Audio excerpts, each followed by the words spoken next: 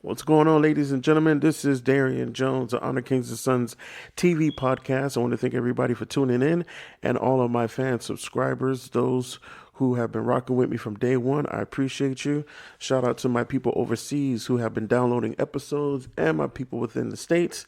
You guys are truly precious to me. I thank you all so much.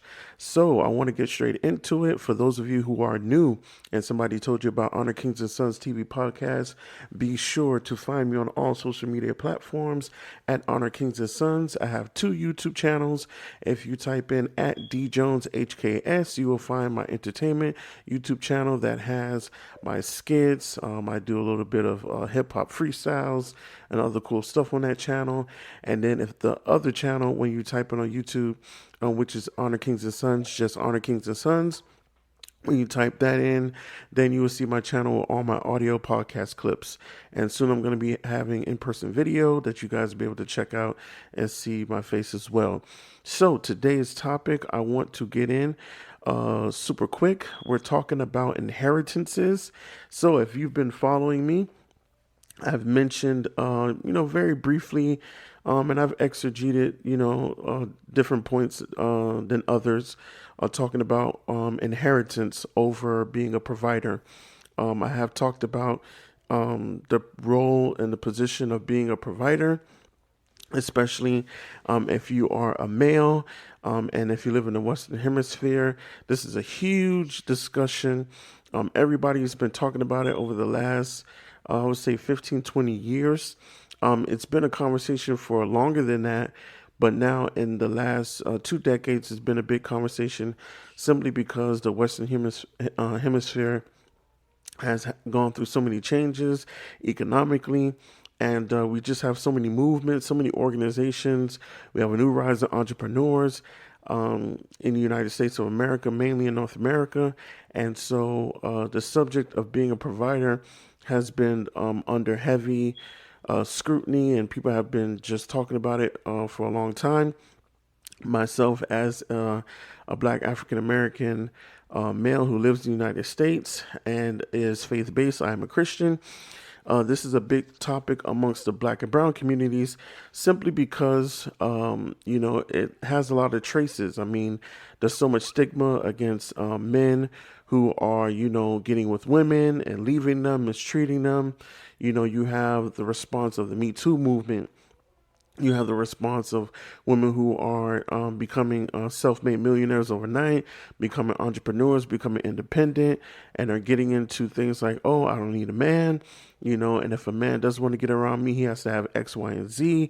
I'm not going to suffer like my mother did. I'm not going to suffer like the women in my family who were cheated on, abused mentally, physically, spiritually, socially. I'm just not going to get into those different things. So if a man wants to come to me, he has to have X, Y, and Z. Right. So this is just the premise of getting behind this conversation. And so my rebuttal to that is that, providing is not a profession. Providing is a case by case scenario. If you're a faith based person, you will even know that the Bible talks about us, having to be providers, but it's because of a curse that was put on us, as a result of sin coming into the world. We now have to provide. We now have to work. And by the sweat of our brow, we shall eat. So we no longer have connection to God like we did in the Garden of Eden, where God can, it's simple. We are Him, He is us. And we have all the knowledge. There's no need for X, Y, and Z. He can give us the knowledge about how to maintain the earth, how to maintain the animals, how to maintain His creation. Right? This is the relationship that Adam had with God. He was able to maintain the earth and maintain all creation because he was plugged directly to the source. He had all the equations, all the quantum physics, you name it. He had it all. It was in his DNA. It was in his bones. It was in his infrastructure, and it was even in his wife until sin came into the picture. So now, as a result of that, we are disconnected from the earth. We are disconnected from the knowledge. We are disconnected from Elohim. And so we have to live a life where we have to sacrifice. We have to pray, fast, worship. And then this is me with my faith-based side coming out. We have to do things like that in order to what? be in a place where we can hear from God and know how to maneuver on this earth. And also you just have, knowledge that was left here. You have relics, you have world history when it comes to capitalism, free enterprise, and just the wisdom and knowledge and principles that exist for someone to achieve wealth.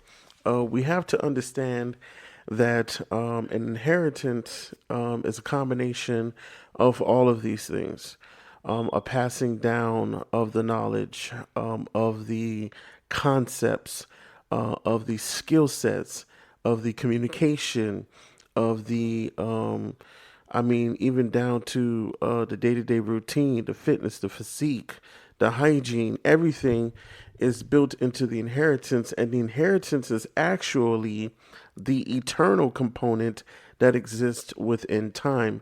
So if a person is going through life and they subconsciously ask themselves, where is my inheritance? That question starts to bubble, because I personally believe you are stepping into the stage of your life where it's time to unlock that. It's time to work towards that. And usually that happens once you have reached your peak as a provider.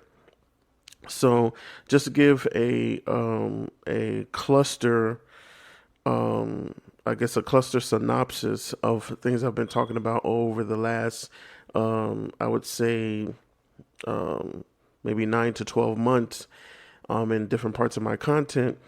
I've been telling people that being a provider is a losing game. I'm 33 years old. I did not care about financial literacy and wealthy and entrepreneurship and all that stuff. I was a regular person working a regular job who had dreams and goals and aspirations. I do not come from a wealthy family. Nobody in my family that I know is strongly financially literate and financially thriving. Nobody in my family that I know is.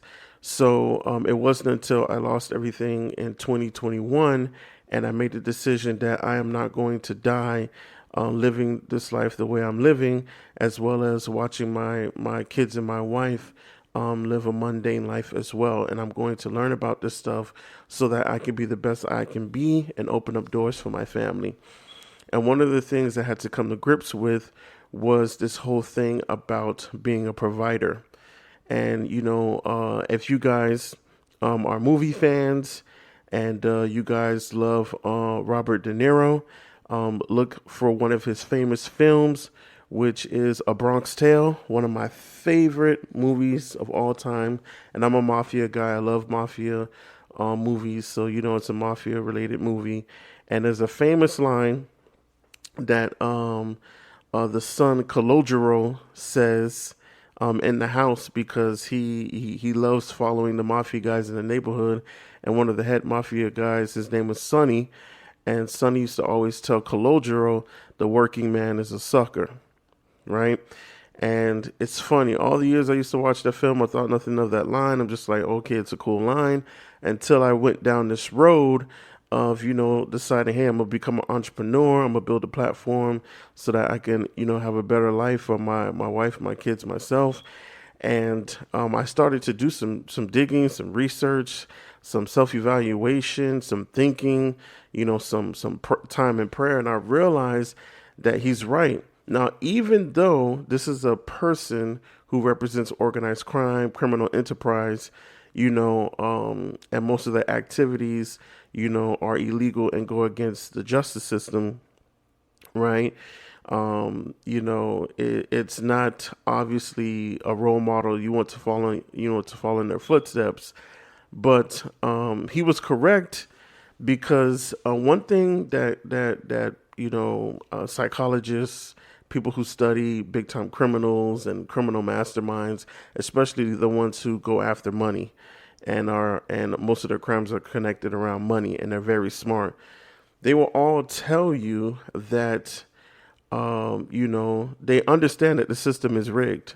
It doesn't take much for people to understand that in this world that we live in, most systems and most governments it's rigged. It's not set up for the poor man to thrive. It's not set up for even the middle class to thrive. It's the haves and the have-nots. And so when you're a person that you grow up, and especially if you come from a poor family, you grow up and it's time for you to make two choices. You either get a job or you're a blue collar worker, you work in the fields, you do some type of trade, and that's your life. If you decide to have kids, you have kids. If you decide to get married and be responsible for a wife and kids, then that's it. And you just you find a skill, you maximize on that skill, you do your 30 years, you get a pension if your career has a pension, you retire, and whatever you have in your 401k, whatever you have in your savings, you work that out, you live off of that, and then if there is enough money for your funeral, if you do get life insurance, if you do have some type of death benefit for your children, if you have something like that, then your family will be somewhat set up when you pass away, right? But there's a lot more to that, because there's a lot of questions that people don't want to talk about when it comes to a man and his role in providing, right? Most families don't have these discussions. Why? Because the parents are gone working and the kids are in school 8 hours a day. And especially in 2024, people are still not connecting with their families. Even after spending a year and a half locked up in the house during COVID, a lot of people did not still connect with their families. So, these are the type of questions that they don't ask, like, okay, hey guys, let's all sit down. What do you want out of life? What do you want to do? How can we take all of our skills, all of our abilities, that we can take out into the world, and if we put it on a resume, we get paid for it. But if we decide, hey, let's turn it into a family business, we could really thrive here. Like, let's see if we can go that route instead of everybody working until they die, right? Very few people who are poor, do that amongst their families. Very few. And so the average person, it's up to the man. And if you do your research, in the last 50 years, there has not been that many careers that a man can get, especially if he comes from a poor class family. If he would have to just be, it would have to have been his purpose and his destiny, and just a God-given purpose given to him to want to desire to have that type of career. Unless it's a situation like that, the average man does not, go after a white collar job, because the average man, is they're more raised from a physical standpoint. You do everything from a physical standpoint in terms of, washing cars, landscaping, construction, maintenance, water and sewer management, handyman, plumber, HVAC, things like that, blue collar jobs, right? So the average man, in the entire planet, like we don't even have to say America, like the average man on the entire planet, carries a blue collar job. There are very few men who carry the white collar jobs, which have to deal with, the financial district, the service, even the service industry. There's some white collar careers in the service industry, right? You have very few men who are in that sector, but the very few men that are there, those are the men who are prosperous, and they can provide 10 times over what a man who is a blue collar worker would take a lifetime for him to do. And so it boils down to, nobody has the conversations, hey, what do you want to do with your life? Or there's no concept that is built within the family. There's no core values. There's no structure that leads to financial prosperity, financial freedom, and the passing on of wealth for generation to generation. And if by chance it existed in the family line, it's been so many decades since, it existed. There's been a cutoff. There's been a stoppage. It's been so long that, the people of today, they don't even know if their family used to be wealthy unless they do something like Ancestry.com, right? So we get back to, being a provider, and it's like, man, this is a losing game. I'm born, I'm raised, depending on my environment, depending on my parents, depending on my education, and depending on the economy, this is what I have to choose from, and it has to be enough. And my wife probably is gonna have a better job than me, and that is recorded. You can look that up. In the last 50 years, women have had the door open for them, where they can get access to higher paying jobs and careers more than men, and then be able to make that career more lucrative for themselves than men. So, now you have more women with better careers than their husbands. And, there's the sense of power that has been released. The power has shifted to the woman. It's been so for some time. And because of that, it's the issue of, well, you got to go find another job, or you got to go find 3 jobs. You got to, whatever you got to do to provide for this family, because the wife was like, I'm not going to raise kids. I'm not going to lay down and let you get me pregnant back to back to back to back to back. I'm not going to be submissive. I'm not going to do X, Y, and Z. I'm not going to cook, clean, wash 24/7. I want to live my life. I want to go to the Maldives. I want to go to Dubai, blah, blah, blah, blah, blah, blah. So we have this narrative that has entered into the world where men, they're expected to make a decision. They're either going to, set themselves up where they are making buku dollars, and, the wife doesn't have to complain about anything, or they settle for what, is available, and they suffer in a relationship or a marriage because the wife is getting more and more access to bigger bucks and bigger high paying jobs, while the man is just sitting there, with the mundane blue collar job. So it just boils down to providing is a losing game. And you have to remember, the government can outdo, a blue collar man 10 times over. Most people don't think about this, but the government has multiple locations of multiple resources and stashes and accesses of lots of capital and programs to help take care of a woman and her children if in court, if by chance a woman lost her husband. It could be to war, it can be to, natural causes, it could be to untimely death, it could be to divorce, whatever the case may be.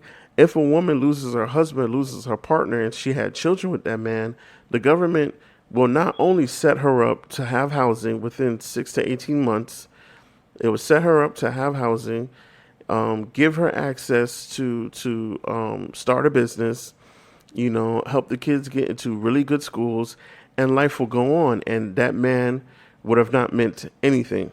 It would be as if, he was never in that family's life at all.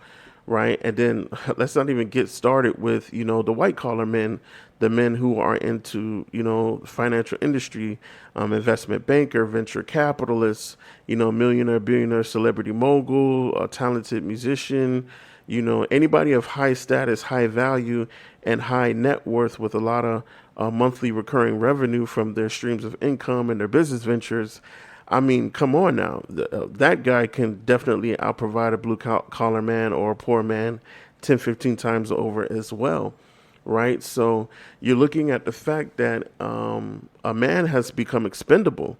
In some cases, it's like they've neutered and castrated men as a whole, and that's their goal, because it's really set up that if you really try and take this role of being a provider serious, you're going to lose.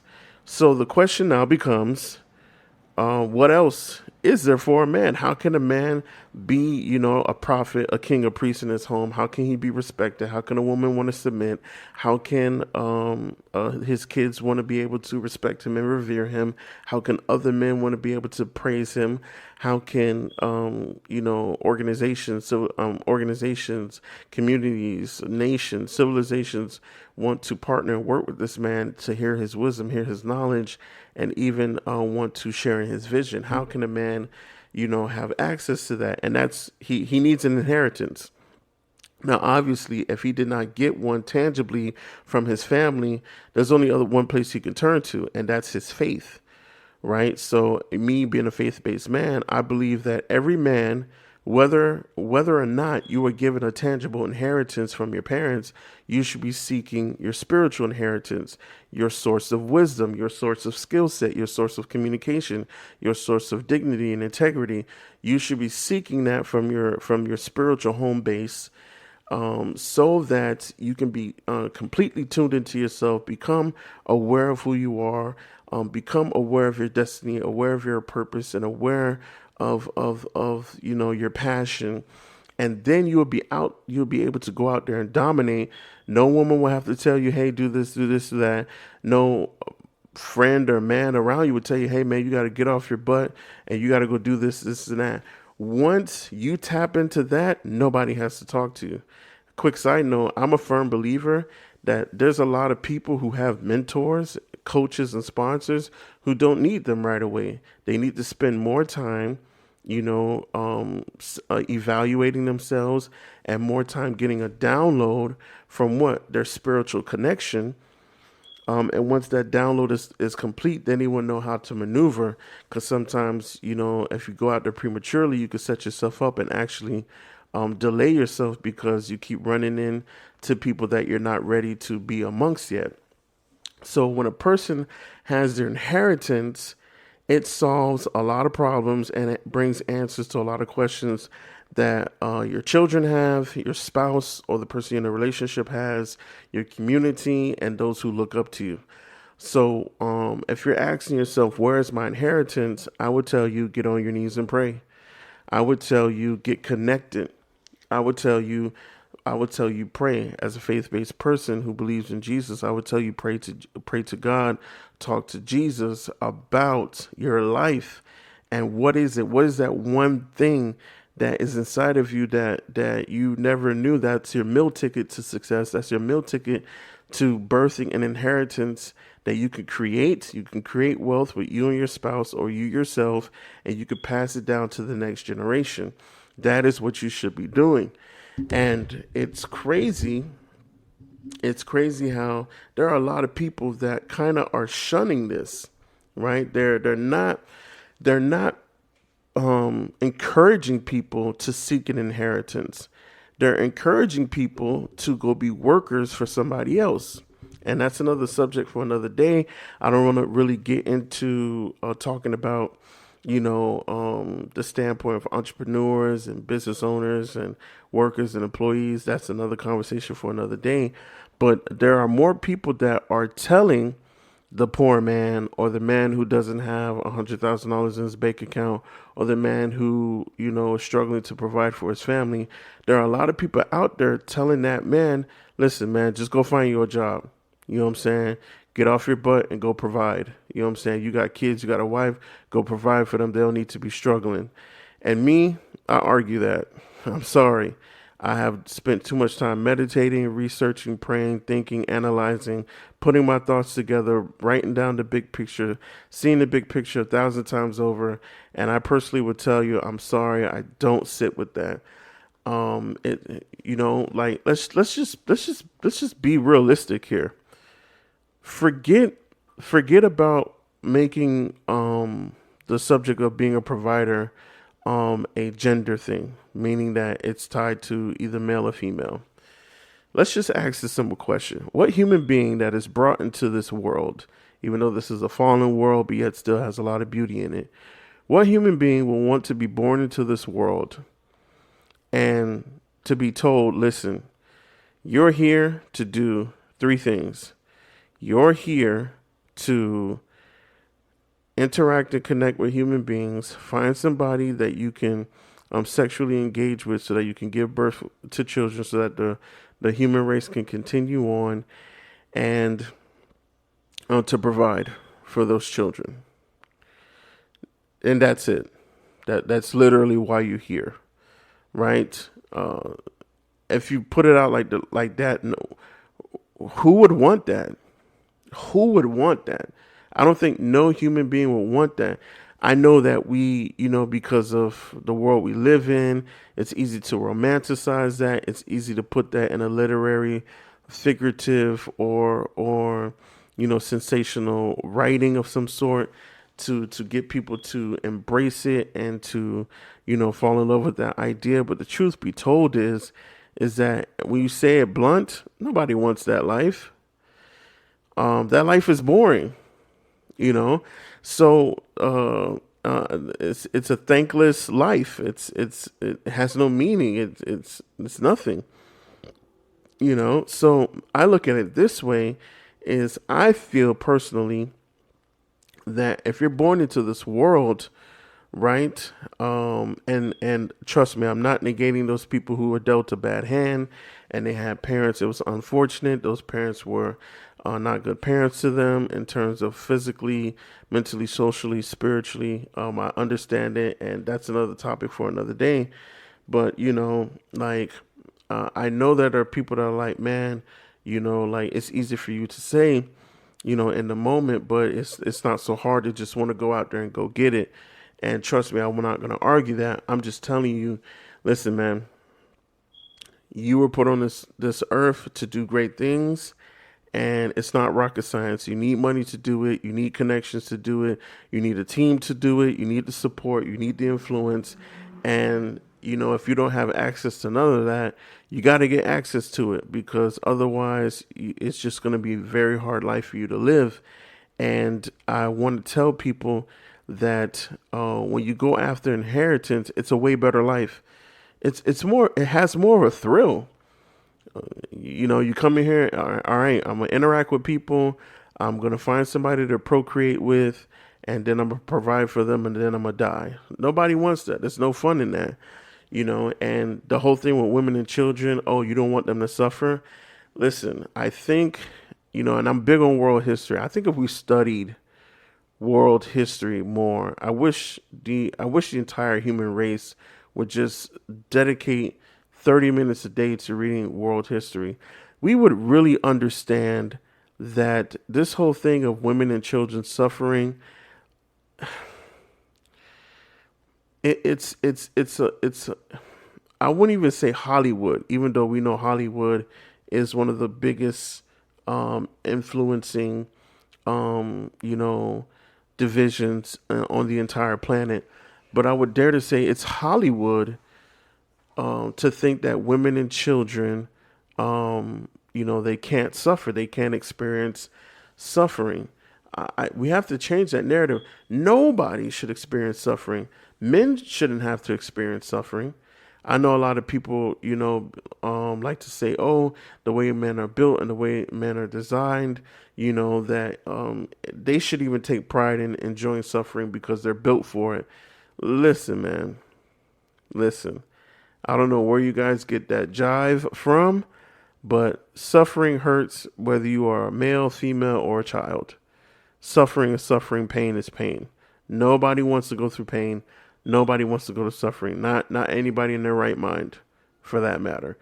So we look, and we have to get our minds out. Look at the beginning. Look, the first couple of civilizations of the world, they had to go through the ice age. You had people migrating thousands and thousands of miles, undergoing pigmentation changes because of the climate, right? You had things like the Silk Road, where you had Asians, Africans, and South Americans mingling, before Christopher Columbus came and discovered, the U.S., the North America. And, think about those women and children who had to suffer disease, from foreigners that came to their land that did not have the same sanitation and hygiene as they did. Think about the transatlantic slave trade, with all of those women and children who endured heinous, Lord have mercy, acts of debauchery and torture and pain, and nobody was talking about providing then, right? Because the concept as we know it today would be totally different from back then. I think people are hyper focusing on the pleasures that they are afforded to go enjoy as a result of somebody taking care of them. And I think that's just what it boils down to.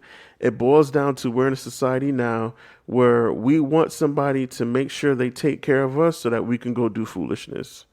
And I can spend a whole bunch of time on that, especially if you guys check out my content on my Instagram, and I have it on my TikTok as well. I talk about the gender wars. I get into what I believe the true meaning of the LGBTQ agenda is. I get into talking about the predictions of what is going to happen within the next 5 years. I believe it's planned to separate heterosexual men from heterosexual women, which will stop procreation within the next decade. I think that's what all of these little talks are boiling up to. It's going to be even what you call a gender civil war, because all of these talks about men need to provide and women don't have to do this and da da da da da. It's just bringing massive separation, especially in the homes, and for those who are newly married and marriages. You have married couples getting into this conversation. It's like, what are we talking about? Like, this is crazy. I just feel like we're coming to a point where people just want to be taken care of so that they can continue on in their foolishness. And of course, like I said, nobody wants to suffer. Pain is pain, suffering is suffering. But I think that we need to understand that things like that are part of our life journey. Homelessness could be a part of your life journey. There's nothing wrong with that. Suffering, going without a meal, going without 2 meals, going without food, clothes, shelter, that's a part of your life journey. It is not your life, right? Yes, there are people in the world that it becomes their life because, they themselves have not made the determination that they're going to change their life, or the people who's supposed to come to help them have not arrived yet. And I can go on and on in that terms, but I won't. I'm just, here to tell you that we have to really look at these things for what they are. And it's just really insane that people see it otherwise. And so, this is where the inheritance comes in. If mankind took the time to look up to heaven and say, Lord, what do you have me here for? What is my purpose? What is my talent? What is my skill set that can really take me to another level, and that can put me in a position to allow my family to not have to suffer, and we can all thrive and live in the beauty and bliss of your creation. I think if we did that, we will see a greater change and a bigger difference. But unfortunately, there are a lot of things that are blocking us from doing that, and it's becoming unfortunate how people continue to suffer. And like I said, I can go on and on talking about these things, but I do it in bits and pieces. So I'm gonna stop here today for this. Like I say, guys, I challenge you. If you have not yet tapped in, and you're working a job and you're struggling, you're going to school, you're married, you have children, and you're trying to find a way to want to create a better life, sit down, pray with your family, ask yourself, where is my inheritance? Let the family meditate and say, God, where is our inheritance? Teach us how to create one with the abilities, skill sets, and resources that we have so that our life can change. You can and you will. You just have to have faith. But until next time, guys, please make sure my newcomers, you subscribe to all my social media platforms at Honor Kings and Sons. Remember, I have 2 YouTube channels. One is at DJonesHKS, and the other one is at Honor Kings and Sons. You'll be able to see my 2 YouTube channels. Please make sure you subscribe. I'm trying to get 500 subscribers on each channel, so I can start to grow my fan base. So, guys, make sure that you tell somebody about this podcast. If you have questions, let me know your thoughts. Reach out to me. Send me a DM. Send me a message. Let's talk. I want to be able to get my community badge and my subscribers verified badge so that I can start having these groups on all my platforms. Hit me up in Threads. I'm on Threads as well at Honor Kings and Sons. Let's have a conversation. Let's talk about this. But until then, until next time, love you guys. God bless and be easy. Honor Kings and Sons, Darian Jones, we out.